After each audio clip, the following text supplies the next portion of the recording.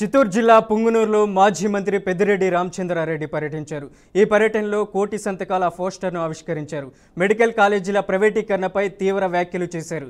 జగన్ ప్రభుత్వం 5 ఏళ్లలో 17 మెడికల్ కాలేజీలు మంజూరు చేసిందన్నారు.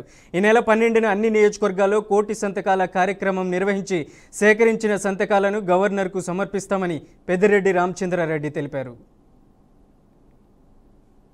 అన్ని